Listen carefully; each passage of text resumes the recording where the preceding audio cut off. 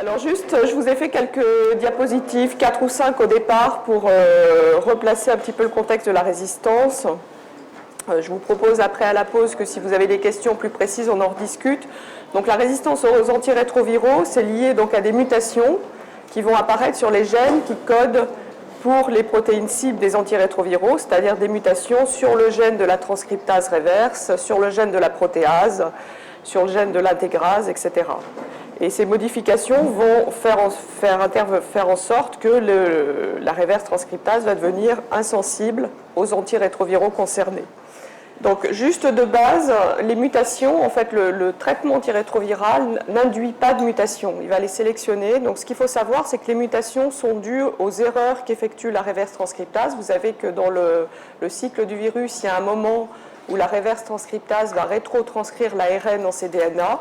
Et quand il fait ça, la reverse transcriptase fait des erreurs en recopiant. C'est-à-dire, au lieu de mettre un A, elle va mettre un G. Au lieu de mettre un T, elle va mettre un C. Et elle n'a pas d'activité qui lui permet de corriger les erreurs qu'elle vient de faire. Ce qui fait que, comme on produit à peu près 10 puissance 9 à 10 puissance 10 particules virales par jour quand on n'est pas traité, déjà de base, naturellement, on a 10 puissance 9 à 10 puissance 10 virus qui vont être différents les uns des autres à un endroit de leur génome.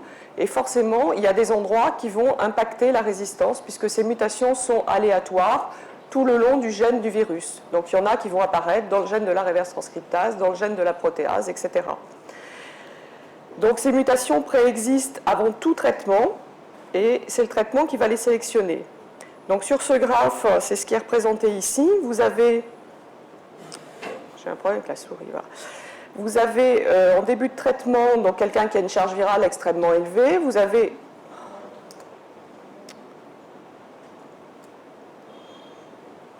avez une grande majorité de virus sensibles ici en bleu. Oh, il n'y a pas une flèche? Parce que franchement... Merci. Ouais. Vous avez une grande majorité de virus sensibles ici en bleu, et puis vous avez ces quelques virus préexistants qui vont avoir qui une mutation au 3TC, qui une mutation à la ZT, et vous mettez un traitement extrêmement puissant, très rapidement, ça va abaisser tous ces virus sensibles, ça va les diminuer, et puis les quelques virus résistants, eh bien, même si là il y a un virus résistant au 3TC, il va être éliminé par les deux autres molécules de la trithérapie, donc vous allez très rapidement obtenir une charge virale indétectable. Si par contre, pour une raison X ou Y, vous avez une suppression incomplète de la réplication virale, soit parce que vous ne mettez pas un traitement assez puissant, soit parce qu'il y a des taux plasmatiques insuffisants, que ce soit des interactions médicamenteuses, que ce soit un défaut d'observance. À ce moment-là, vous avez une réplication virale qui persiste et ces virus résistants ici vont être sélectionnés et vont devenir prédominants au cours du temps. Donc là, pareil, quelques petites notions pour vous donner quelques définitions qu'on utilise assez régulièrement. Donc les mutations, quand on vous les rend sous la forme d'un test génotypique de résistance, vous avez une liste de mutations ici. Alors 184, ce n'est pas une innovation des virologues pour vous embêter, c'est l'acide aminé sans numéro 184 de la reverse transcriptase. À gauche, vous avez l'acide aminé qui est considéré sauvage, donc sensible à la molécule, et à droite, s'il y a une présence, l'acide aminé muté. Donc ici, si on vous rend M184V, ça veut dire qu'il y a V ici en position 184 et que le virus est résistant au 3TC. Alors après, on parle quelquefois de molécules à barrière génétique faible. Qu'est-ce que ça veut dire?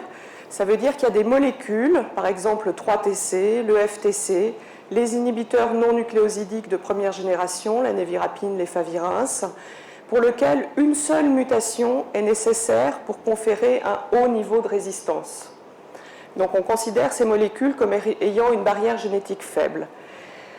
Il y a des molécules qui ont une barrière génétique plus élevée. Qu'est-ce que ça veut dire? Ça veut dire qu'il faut accumuler plusieurs mutations pour que la molécule devienne, pour que le virus devienne résistant à la molécule. Et ça va être le cas de la ZT par exemple, ou bien des inhibiteurs protéases boostés par le ritonavir. Vous entendez parler quelquefois de résistance croisée. Qu'est-ce que c'est que la résistance croisée?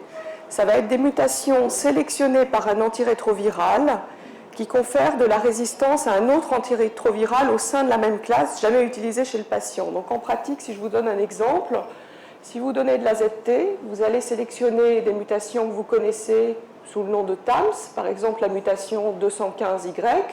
Si vous laissez répliquer un certain nombre de temps, vous allez accumuler la 41, la 67, la 70, la 215. Donc ça, c'est des mutations sélectionnées par l'AZT ou par la D4T. Et par contre, quand il y en a trop, 3, 4, 5, eh bien, elles vont conférer une résistance à l'abacavir ou au tenofovir, alors que l'abacavir et le tenofovir ne sélectionnent pas ces mutations. Donc c'est vraiment une résistance croisée entre l'AZT, la D4T et les molécules de deuxième génération. Qu'est-ce que c'est que les mutations de polymorphisme? Et ça, j'ai souvent la question pour les inhibiteurs de protéase. Ce sont des mutations qui sont présentes naturellement chez un virus sans entraîner de résistance. Et c'est très fréquent pour les virus de sous-type non B.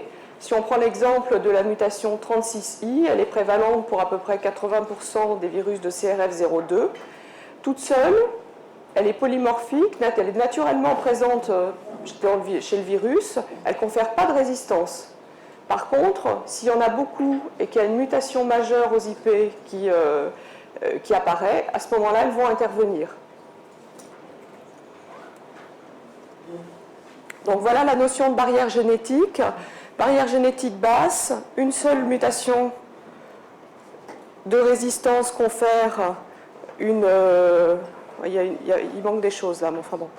Une seule mutation de résistance confère une seule mutation confère une résistance. Donc il faut rajouter ici 3TC, FTC, névirapine et favirenz qui a disparu de la diapositive.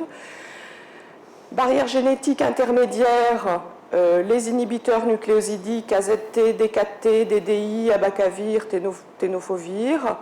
La molécule de deuxième génération des inhibiteurs non nucléosidiques, les travirines. Et par contre, la classe qui a une barrière génétique la plus élevée, les inhibiteurs de protéase boostés par le ritonavir, où là, il faut vraiment beaucoup de temps de réplication pour que commence à apparaître une vraie résistance à ces molécules-là. Cette diapositive, pour vous illustrer un peu ce que peut donner un virus résistant. Ça, c'est une cristallographie de la protéase. Vous avez une protéase sensible ici en vert. Vous avez l'inhibiteur de protéase qui est dessiné pour venir se mettre dans le site actif de la protéase ici. Et donc vous voyez qu'il s'accroche sur les côtés, là, de chaque côté. Et pour les inhibiteurs de dernière génération, par exemple le darunavir, il va même s'accrocher en haut et en bas. Et quand il y a des mutations de résistance sur la protéase, c'est ce qui est représenté ici en rouge. Vous voyez que le tunnel ici, le site actif, va s'élargir, que le volet du haut va s'ouvrir, et du coup le site actif s'agrandit, et l'antiprotéase va pouvoir être éjecté parce que du coup il est plus tenu dans le site actif de la protéase. Donc voilà le mécanisme de résistance par exemple des inhibiteurs de protéase. Alors si on passe maintenant vraiment au thème, c'est-à-dire à la transmission ou à la sélection de virus résistants chez les enfants, donc quand est-ce qu'un enfant peut acquérir ou sélectionner un virus résistant? Soit parce qu'il va y avoir une transmission de la mère à l'enfant, la mère va transmettre un virus résistant à son enfant, soit in utero, soit intrapartum, soit pendant l'allaitement. L'enfant va éventuellement pouvoir acquérir un virus résistant lors de la prophylaxie, donc soit classique quand il est traité après la naissance, soit parce que vous savez qu'il y a des essais qui donnent une prophylaxie de l'enfant pour empêcher l'infection de l'enfant pendant l'allaitement, notamment par la névirapine. Si les enfants sont infectés malgré tout, ils vont développer des virus résistants à la névirapine. Ou bien des enfants qui vont être mis sous traitement, qui vont avoir un échappement virologique et qui vont développer des mutations de résistance. Donc ensuite, je vais vous parler d'un seul papier, Expérience Nord, et puis on détaillera un petit peu plus la bibliographie récente sur l'expérience Sud. Donc l'expérience Nord, c'est pour vous montrer, donc c'est une publication qui vient de sortir en 2011 donc de l'équipe de Stéphane sur les enfants naïfs traités par 2 inhibiteurs nucléosidiques et le lopinavir. Donc 43 enfants inclus entre 2000 et 2009, avec un suivi médian à peu près de 3 ans. Globalement, en termes d'efficacité, vous voyez qu'on est à 70% de charge virale strictement indétectable, inférieure à 50 copies à 1 an. Donc c'est bien, mais malgré tout, il y en a encore 30% qui ne sont pas indétectables. Et ça, c'est la vie en vrai, ce n'est pas un essai thérapeutique, c'est la file active de l'hôpital Necker. Et il y avait un échec virologique pour 20 enfants. Donc si on détaille un peu l'échec virologique, vous avez toutes les mutations ici. Ce qui est important à voir, c'est donc je vous ai dit, tous ces enfants sont naïfs de traitement et sont traités par 2 inhibiteurs nucléosidiques et le lopinavir. Donc ce qui est important à voir, c'est quelles sont les mutations de résistance qui vont être développées. Vous voyez qu'un seul enfant va avoir sélectionné un virus résistant au lopinavir. Donc ça confirme bien la barrière génétique élevée des inhibiteurs de protéase boostés par ritonavir, puisque vous voyez que même au bout de plusieurs mois, plusieurs semaines, plusieurs mois d'échecs, on ne sélectionne pas ou très peu de résistance au lopinavir. Par contre, là où c'est plus problématique, c'est que beaucoup de ces enfants avaient reçu du 3TC. Sur les 36 qui en avaient reçu, 15 étaient en échec virologique. Et parmi ces 15, 12, c'est-à-dire 80%, c'est ce qui est représenté ici en jaune, ont une résistance au 3TC. Donc, dans la combinaison thérapeutique, les 2 inhibiteurs nucléosidiques, quand ils comprennent du 3TC, ça pose un réel problème en cas d'échec, puisque vous voyez que dans la majorité des cas, ils vont développer une résistance au 3TC, alors que pour l'inhibiteur de protéase boosté, finalement, ça ne pose pas beaucoup de problèmes. Pas de résistance à l'AZT ni à la bacavir. Donc ça, on pourra discuter éventuellement du traitement de première ligne après, si vous voulez. Donc si on passe maintenant à l'expérience pays du Sud, ça c'est simplement une review qui vient de sortir dans le Lancet Infectious Disease en août 2011, qui reprend 30 études, Afrique, Amérique latine, Asie, plus de 3000 enfants. Donc je vous invite à la lire si vous voulez plus de détails. En gros, voilà ce qu'ils retrouvent. 90% de virus résistants en cas d'échec virologique, c'est-à-dire si les enfants sont en échec virologique, 90% d'entre eux ont un virus résistant et dans la majorité des cas, ça va être une résistance aux inhibiteurs nucléosidiques et essentiellement à la 3TC, aux inhibiteurs non nucléosidiques et aux inhibiteurs de protéase, mais c'était pour beaucoup d'études des inhibiteurs de protéase non boostés, par exemple le nelfinavir. Donc je pense qu'il faut laisser un petit peu de côté ces résultats pour le risque aux IP. Il montre bien dans ce papier que le risque de virus résistant augmente avec la durée de l'échec. Plus on laisse les enfants répliquer longtemps, plus on va avoir un risque d'émergence de virus résistants. Alors après, si on détaille un petit peu un certain nombre de publications qui sont présentes dans cette review, mais que j'ai choisi de détailler un peu plus avec vous. Vous avez ici les différents pays où ces études ont eu lieu, donc Côte d'Ivoire, donc ce sont tous des études pédiatriques d'efficacité et de résistance. Côte d'Ivoire, Cambodge, Mozambique, Mali, République centrafricaine, Burkina Faso, Cameroun, Ouganda. Vous avez les dates d'inclusion ici, vous avez le nombre d'enfants, vous avez l'âge médian d'initiation du traitement, donc vous voyez que c'est très disparate, ça va de 31 mois ici à plus de 9 ans ici, pour l'étude de République centrafricaine. Vous avez le type d'antirétroviral qui était donné, donc dans la grande majorité des cas, 2 inhibiteurs nucléosidiques et un non nucléosidique, que ce soit Triomune ou que ce soit une autre association. Vous avez le temps de suivi en mois, donc vous voyez que par exemple au Mali, c'était des enfants suivis par exemple 6 mois, alors qu'en République centrafricaine, c'était 18 mois, donc un temps de suivi virologique qui diffère selon les études.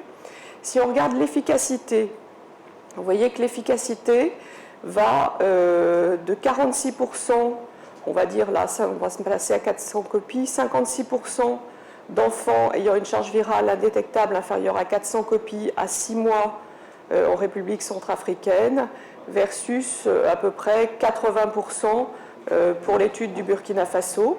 Donc il y a quand même une différence selon les études et selon les pays qui est probablement due à une différence de prise en charge ou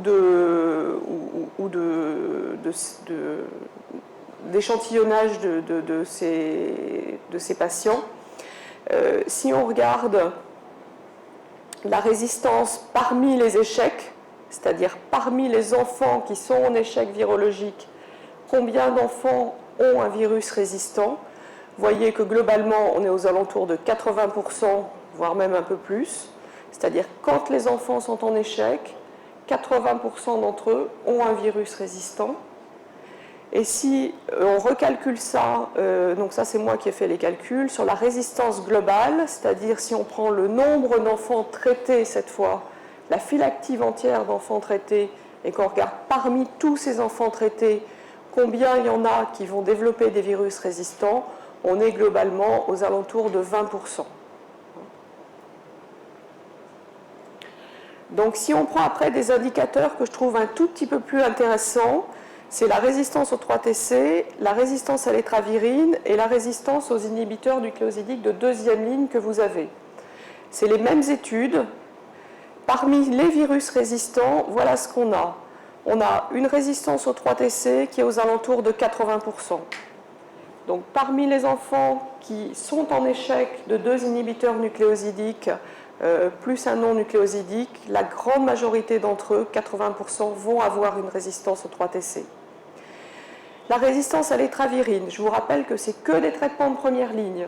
Donc il n'y a eu que de la névirapine ou de l'efavirenz, mais quand on laisse répliquer longtemps ces enfants, il y a une accumulation de mutations de résistance à la névirapine et à l'efavirenz qui va induire au bout d'un certain temps une résistance à l'étravirine. Et donc vous voyez, bon, il y a des papiers pour lesquels on ne peut pas le calculer parce que ce n'est pas indiqué. Mais pour ceux pour lesquels on peut le calculer, vous voyez que ça va de 0%, mais ça c'était à 6 mois, donc c'est normal qu'à 6 mois, on n'ait pas accumulé suffisamment de mutations pour une durée de résistance. Mais par exemple ici, le papier de Charlotte Charpentier à Bangui, 16% des enfants ont déjà une résistance à l'étravirine, alors qu'ils sont traités en première ligne. Si on prend la résistance à l'abacavir ou au tenofovir, ils n'ont pas reçu, donc ils ont reçu de la ZT ou de la D4T dans la grande majorité des cas. Simplement, le virus a répliqué suffisamment longtemps pour acquérir plusieurs mutations à la ZT et à la D4T. Et je vous rappelle tout à l'heure la définition de la résistance croisée. Si on a beaucoup de mutations à la ZT et à la D4T, on finit par induire une résistance à l'abacavir et au tenofovir. Et vous voyez que ça va entre 10 et 20%. Au Cambodge, ici, 20% des enfants avaient déjà une résistance à l'abacavir ou au tenofovir, alors qu'ils sont en échec de première ligne. Alors, ce papier, pour vous montrer un petit peu les résultats d'Afrique du Sud, donc c'est une analyse poolée de 7 cohortes sud-africaines. C'est un papier qui vient de sortir là en 2011. Plus de 5000 enfants inclus, traités par trithérapie entre 1999 et 2008. Un échec virologique estimé à 3 ans aux alentours de 20%. Donc vous voyez qu'on retrouve ce que j'avais sur le schéma tout à l'heure, à peu près 20% des enfants traités ont une résistance, un virus résistant. Parmi les virus résistants,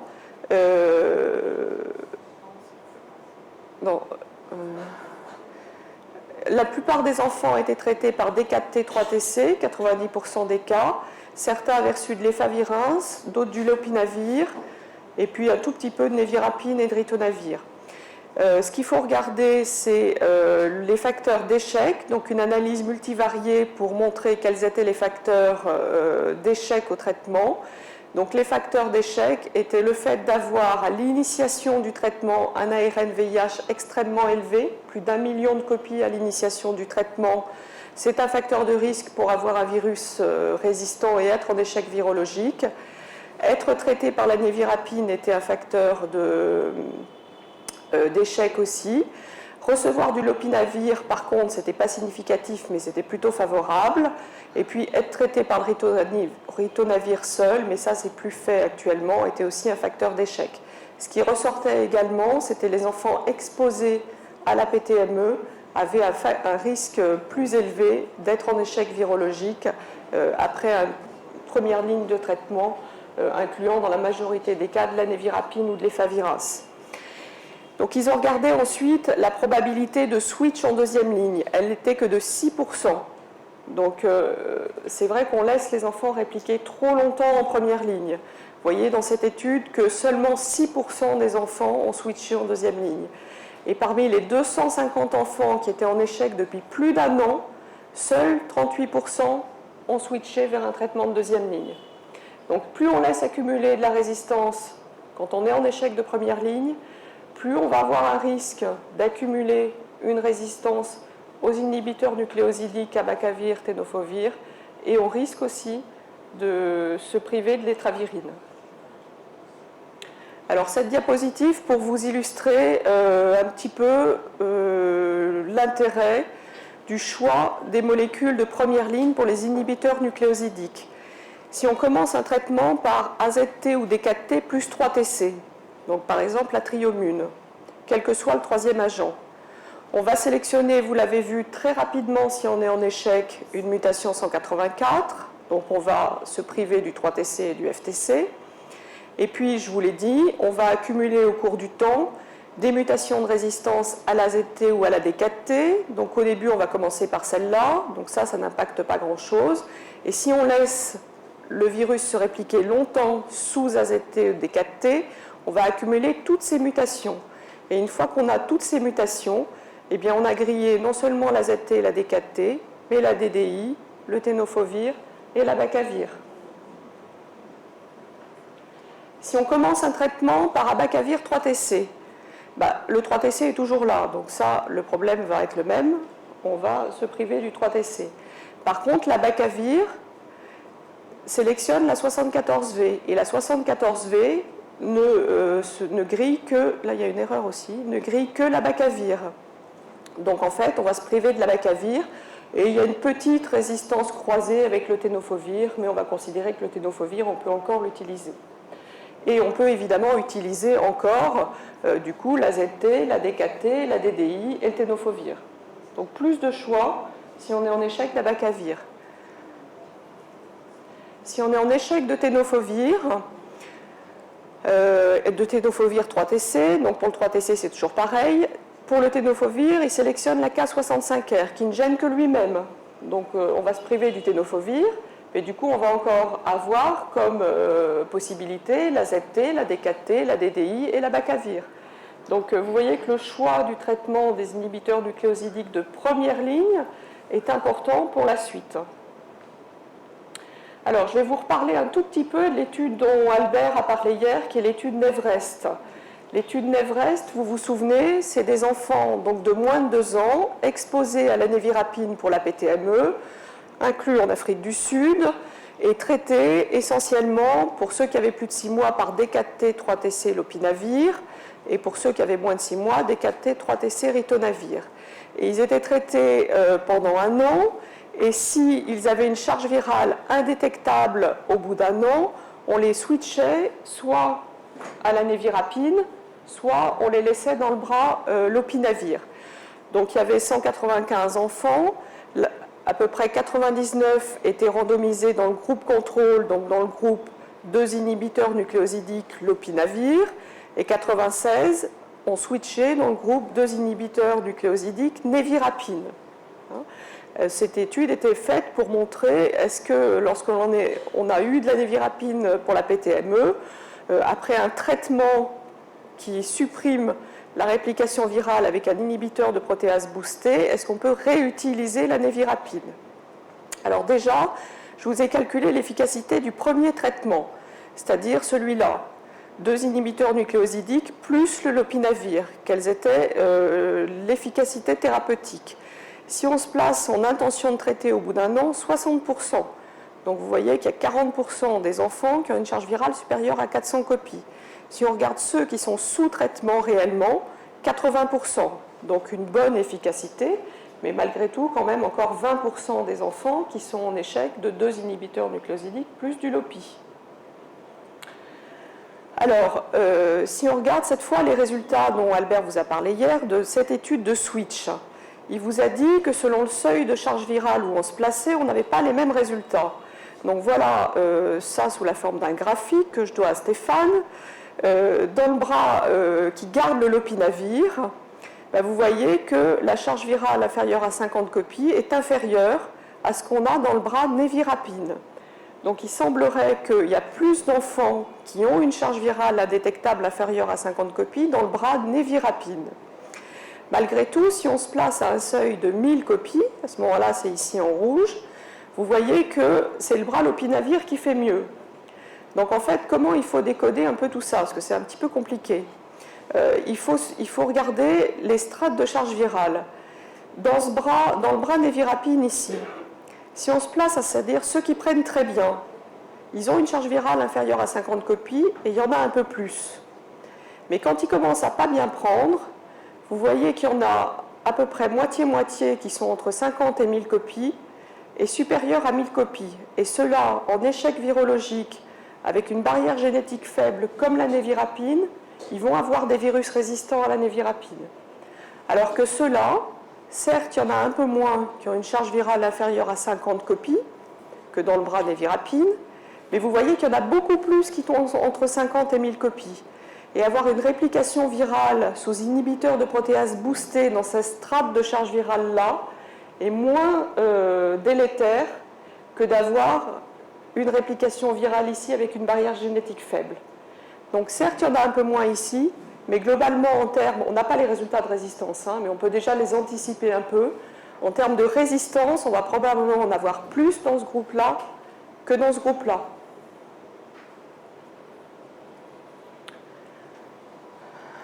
Alors, bon, ça on peut passer.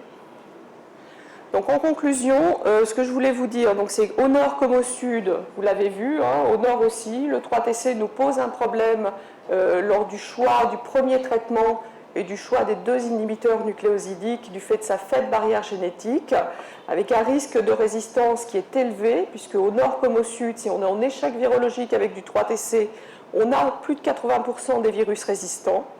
Et c'est problématique parce que ça va impacter les combinaisons fixes qu'on a, qui sont le Kivexa, qui est abacavir 3TC, ou le Truvada, qui est tenofovir FTC.